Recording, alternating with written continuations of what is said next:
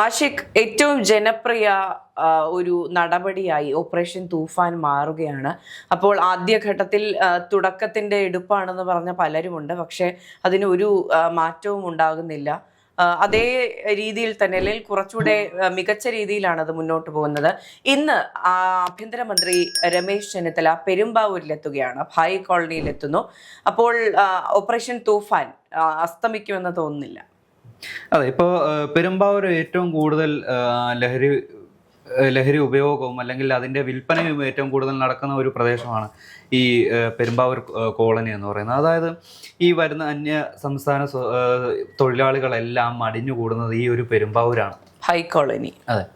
അപ്പോൾ ഈ ആസാം, ബീഹാർ, ഒഡീഷ അതുപോലുള്ള സംസ്ഥാനങ്ങളിൽ നിന്ന് ഇവർക്കൊപ്പം അവർ കൊണ്ടുവരുന്ന ലഹരിയും ഈ ഒരു പെരുമ്പാവൂരിലുള്ള സ്വദേശികൾക്കും അല്ലെങ്കിൽ അവിടെ തിങ്ങി താമസിക്കുന്ന അന്യസംസ്ഥാന തൊഴിലാളികൾക്കും വിതരണം ചെയ്യാനായി കൊണ്ടുവരുന്നുണ്ട്.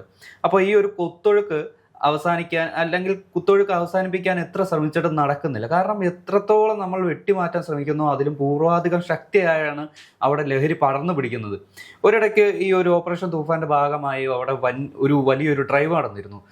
നമ്മൾ സോഷ്യൽ മീഡിയയിലൊക്കെ കണ്ടതായിരുന്നു ഈ ഒരു ഭായിമാരെ, അതായത് അന്യസംസ്ഥാന സ്വദേശികളെ ഓടിച്ചിട്ട് പിടിച്ച് ജയിലിലാക്കുന്ന പോലീസുകാരെ. അതിനുശേഷം ഒരു ആഴ്ചയ്ക്ക് ശേഷം ഇവർ പുറത്തിറങ്ങി വീണ്ടും പരസ്യമായി ഡ്രഗ് ഇഞ്ചക്ട് ചെയ്യാനും അല്ലെങ്കിൽ അത് വിൽപ്പനയ്ക്ക് ചെയ്യുന്നത് നമ്മൾ ലൈവായിട്ട് അല്ലെങ്കിൽ വീണ്ടും അത് ആവർത്തിക്കുകയാണ്. അവിടേക്കുള്ള ലഹരിയുടെ ഉപയോഗമോ അല്ലെങ്കിൽ വിൽപ്പനയും ഇതുവരെയായിട്ട് അവസാനിപ്പിക്കാൻ കഴിയുന്നില്ല.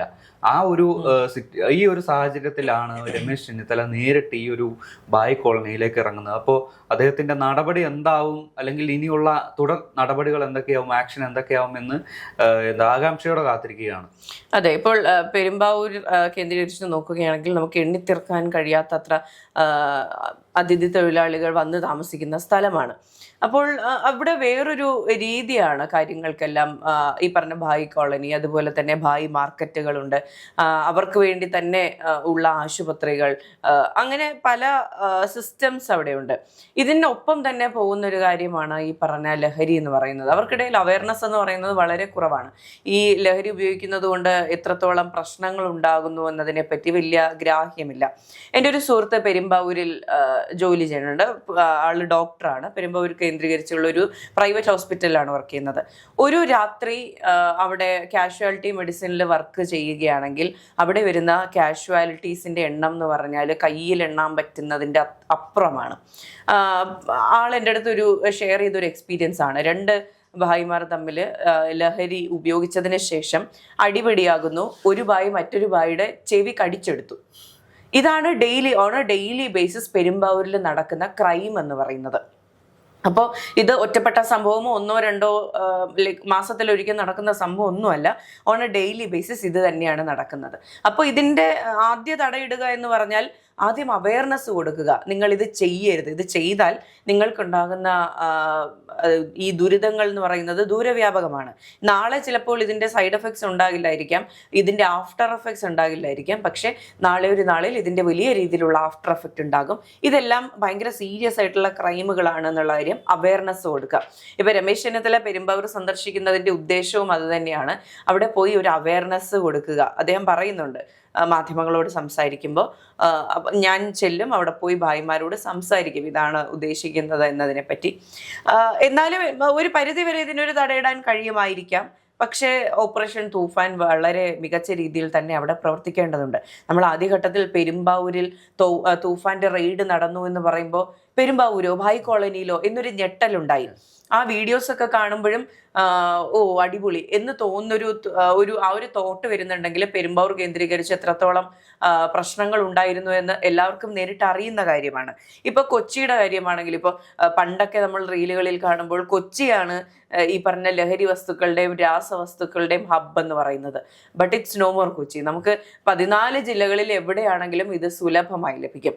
നമുക്കൊരു 10 വർഷം മുന്നത്തെ കാര്യം എടുത്ത് നോക്കുകയാണെങ്കിൽ 2016 നമ്മൾ കോളേജ് കാലഘട്ടത്തിലൊക്കെ പഠിക്കുന്ന സമയത്താണ് ഈ പറഞ്ഞ ലഹരി വസ്തുക്കൾ സുലഭമായി കിട്ടുന്നത്, നമ്മൾ കാണുന്നതൊക്കെ വളരെ കുറവായിരുന്നു.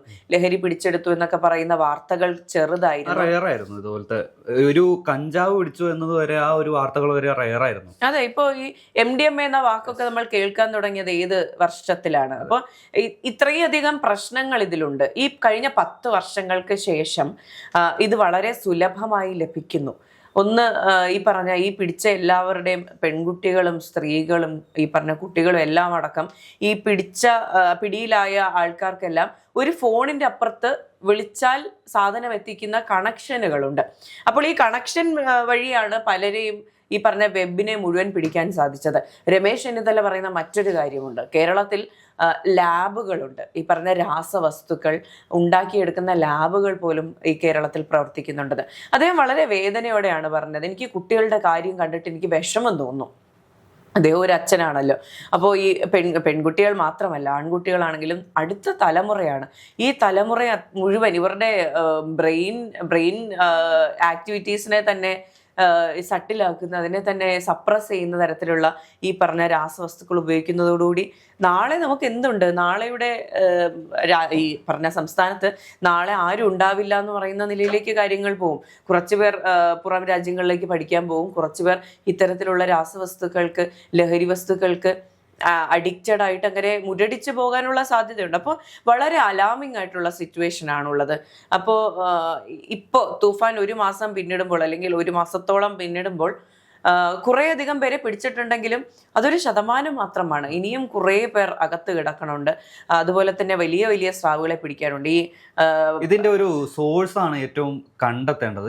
ഈ സോഴ്സ് അടച്ചാൽ തന്നെ ഈ ഇങ്ങോട്ടുള്ള കുത്തൊഴുക്ക്, അതായത് ഡ്രഗ്സിന്റെ ആ ഒരു പലവിധ തരത്തിലുള്ള കാറ്റഗറിയിലുള്ള ഡ്രഗ്സിന്റെ ആ ഒരു ഒഴുക്ക് തടയാൻ കഴിയും.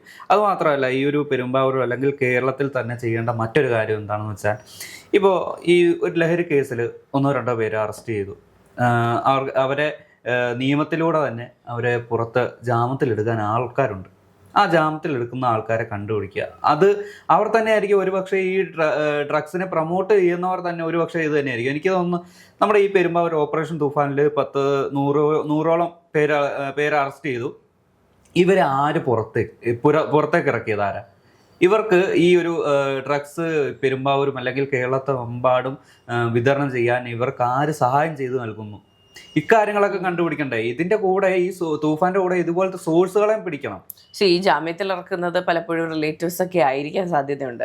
ഈ പറഞ്ഞ ആഷിക്ക് പറഞ്ഞതുപോലെ ഈ പെഡ്ലേഴ്സും ആകാം. ഈ കാക്കയ്ക്ക് തൻകുഞ്ഞ് പൊൻകുഞ്ഞ് എന്ന് പറയുന്നത് പോലെ സ്വന്തം മക്കൾ ചെയ്യുന്ന തെറ്റുകൾ ക്ഷമിക്കാൻ മാതാപിതാക്കൾക്ക് വളരെ എളുപ്പമാണ്. അപ്പോൾ അതിൻ്റെ ഭാഗമാണിതെന്നാണ് ഞാൻ വിശ്വസിക്കുന്നത്. പക്ഷേ ശരിക്കും രമേശ് ചെന്നിത്തല അടുത്ത് ചെയ്യേണ്ട, എൻ്റെ ഒരു അഭിപ്രായത്തിൽ ചെയ്യേണ്ട കാര്യമെന്ന് പറഞ്ഞാൽ ഇവർക്ക് കൃത്യമായ ട്രീറ്റ്മെൻറ്റ് കൊടുക്കുക. അഡിക്ഷൻ എന്ന് പറഞ്ഞാൽ ഒരു രോഗമാണ്. നമ്മൾ ഇങ്ങനെ സ്വിച്ച് ഇട്ടതുപോലെ അവർക്കത് നിർത്താൻ കഴിയില്ല. അതിൻ്റെതായ വിഡ്രോയൽ പ്രശ്നങ്ങൾ ഉണ്ടാകും. അപ്പോൾ നമ്മൾ ഈ മെമ്മറി സിനിമയ്ക്കകത്ത് പൃഥ്വിരാജിന്റെ ഈ പറഞ്ഞ ഡ്രിങ്കിങ് പ്രോബ്ലം നിർത്താനായിട്ട് അവിടുത്തെ പ്രീസ്റ്റ് കുറച്ച് മദ്യം കൊടുക്കില്ലേ, അതുപോലെ ഇത് മുഴുവനായി നിർത്തുകയല്ല, അത് കുറച്ചായിട്ട് അതിന്റെ യൂസേജ് കുറച്ചാലേ അതിൽ നിന്ന് വിഡ്രോവൽ ചെയ്യാൻ പറ്റുള്ളൂ. അതെ, ഇപ്പൊ ഈ ലഹരി വസ്തുക്കളുടെ അഡിക്ഷൻ മാറ്റുന്ന കൃത്യമായ പ്രൊസീജിയർ ഒന്നും എനിക്കറിയില്ല. ഞാൻ ഇത് റെഫറൻസ് പറഞ്ഞു എന്ന് മാത്രം. ഇപ്പോൾ അതിന് കൃത്യമായിട്ടുള്ള ട്രീറ്റ്മെന്റ് കൊടുക്കുക. UK പോലുള്ള രാജ്യങ്ങളിൽ ചെയ്യുന്ന ഏറ്റവും വലിയ കാര്യം അതാണ്. ഈ ഡ്രഗ് യൂസ് ചെയ്യുന്ന ഒരാളെ കണ്ടുപിടിച്ചാൽ അയാളെ ജയിലിലിടുക, കുറച്ച് റീലുകൾ എടുക്കുക, നാട്ടുകാരെ മൊത്തം അറിയിക്കുക എന്നുള്ളതിനേക്കാൾ അപ്പുറത്തേക്ക് അവർക്ക് കൃത്യമായ ട്രീറ്റ്മെന്റ് കൊടുക്കും.